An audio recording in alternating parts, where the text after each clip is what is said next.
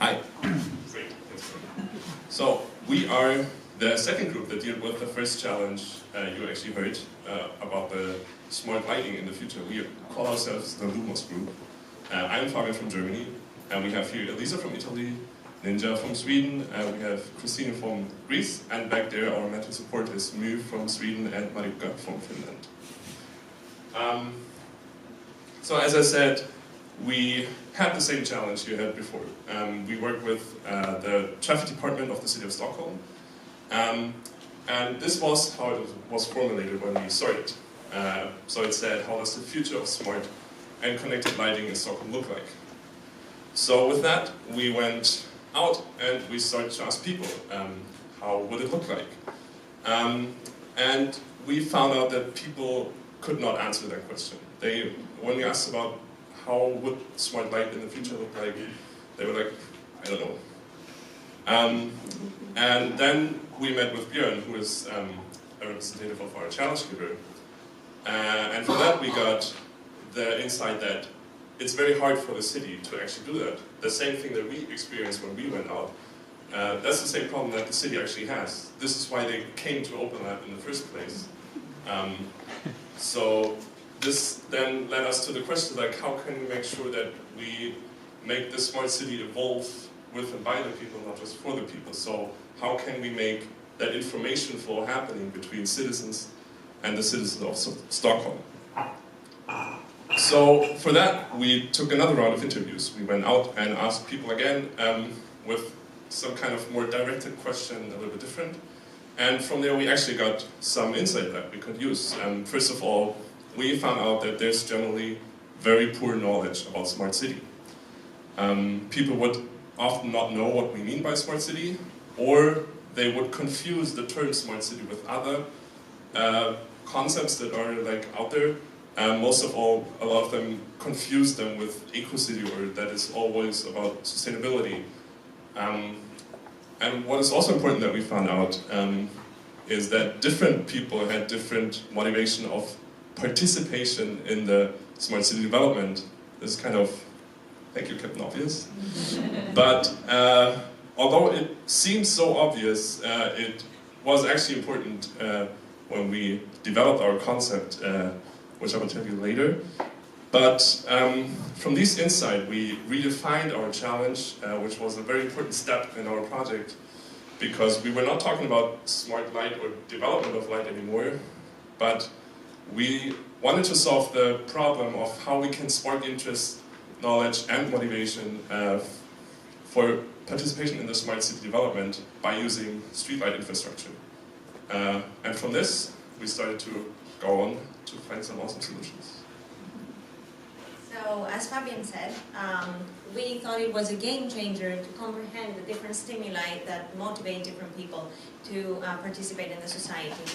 And we created 4 engaging personas based on their level of intrinsic and extrinsic motivation in participating in the smart city development. And we mainly ideated in the end for Jenny, who is a 35-year-old teacher and who wants to contribute to the common good, but doesn't know how to do this. She is interested in the smart cities, and what she knows mostly about them is the connection with sustainability. And since she cares about the future of her students, she would participate in and contribute in the development of the smart city if only she knew how to do it and she was instigated to do it. And from here on, we propose a solution. Yeah, we will now present our solution, which is the Smart Square, which you saw already in the first slide. But so, what is the Smart Square? The Smart Square is basically an open space that it's accessible to anyone, because we think it's important that all citizens of Stockholm are involved and engaged in this solution, and it's a place where that it's meant to spark interest and create more knowledge and more engagement of the citizen in the development of Stockholm as a smart city. So on one side, the city can can show the smart technologies that are out there, like for example companies can present the solutions for citizens' problems, and on the other side the citizen can interact with this kind of solution. They can learn more, and they can even give feedback on like what do they like more, on what they prefer, and encounter better their needs.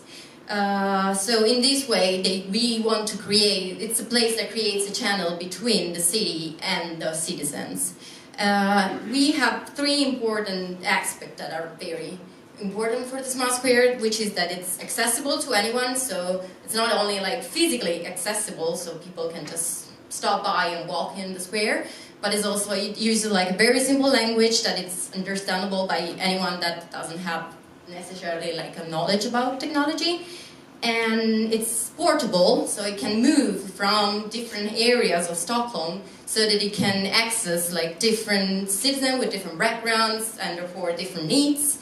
So we also decided that it's, for this reason, we divided in different areas that are meant to encounter different needs of the citizens, like for example health or transportation or energy, which also make it easier to navigate through the different technologies. And the other thing is that to make it like look like nice, as you can maybe see from there, those are some examples of how it may look like, so that people can feel comfortable, like for example by using elements from eco-cities, which is something that relates to the previous knowledge of people about the city, and colors or like comfortable sittings, using like nice lightings that actually stimulates people to spend time there and actually wanted to participate and engage and maybe even interact with other people, not only with technology. And so now we want to show you like how it might look like, well, in a very simple way, because none of us has like a very knowledge of digital technology, but how it feels to go into the square.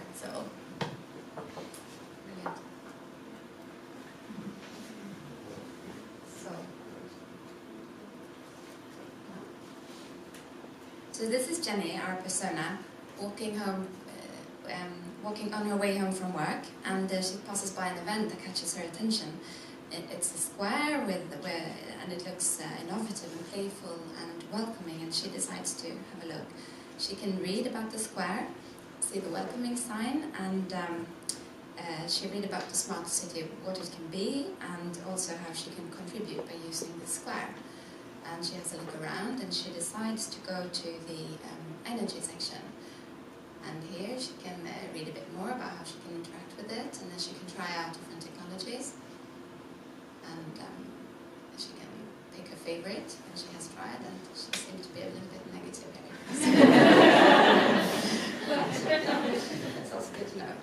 And then she goes to the waste section, and she tries out more different solutions to waste needs. And then after having learned more by using smart solutions, she can now go to the smart wall.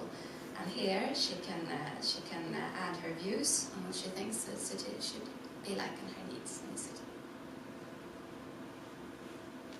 Yeah. So what you saw in that video was actually 3 feedback channels that we developed.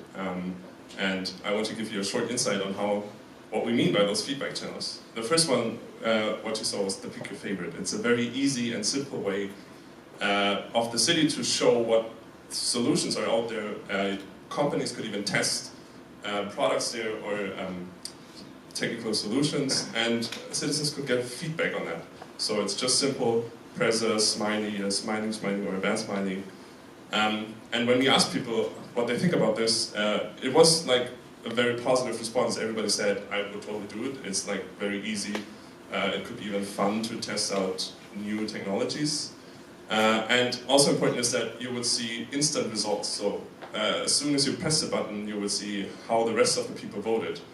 And this is something we kind of copied from Instagram. If you notice, there's this function where you can vote on stories. And this gives people a lot of incentive to vote, just because they want to see how others voted. How am I in relation to the rest of the society? So this is the first feedback channel, very simple, but also that reaches a high target group. Now, if you remember what Captain Obvious told us, that people have different motivations. And so we thought we need some sort of gamification to catch people that are not intrinsically motivated to visit the Smart Square. So we thought of a gamification which we called Smart Go. It's a simple online game that has a price in the end. So there's even a monetary, or in the sense of movie tickets, incentive. During our testing, we figured that it should have a short durations because people would not want to spend a lot of time doing it. But essentially, it would give you small challenges or riddles when you're on the square that you have to visit certain stations or certain elements on the square. And once you're there and you complete the task, you get a step further. So it essentially makes you move around the square and kind of tricks people that would not want to move on the square but want to finish the game to actually learn about the smart city or interact with the elements. And the last element you saw also in the video is the smart wall. The problem with Pick Your Favorite is that it's very easy and it has very fixed categories. So if people have feedback or needs that they cannot express in the simple pressing a smiley button way, we have the smart wall, which is basically a tablet device where you can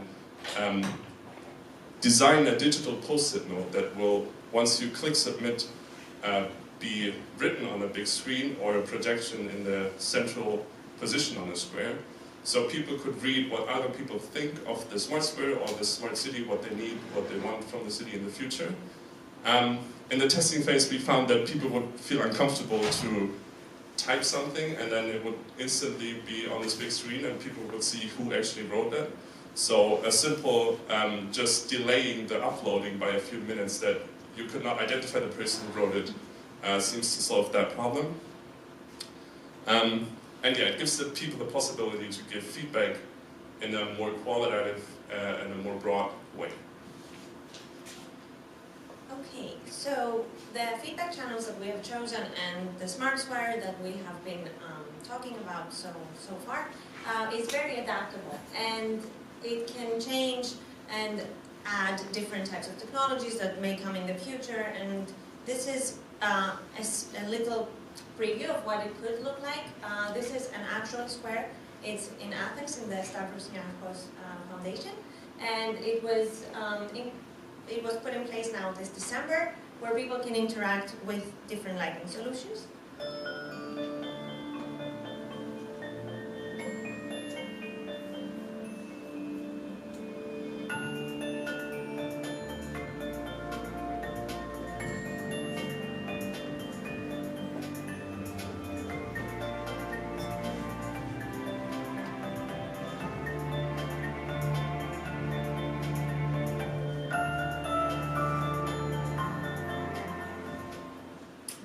I would want to go there. I don't know about you. So what we have presented so far is that the solution Smart Square is an integrative and adaptive concept for smart city development. We can use this concept for almost any technology the future might bring, and it can be transported into different locations in Stockholm and get feedback from different people in Stockholm. And it is a balancing act between targeting and targeted and qualitative information and wide-reaching quantitative information if you think about the different types of solutions and the different type of feedback channels that we have included. So the Smart Square makes sure that the city can evolve with and by the people and not just for the people.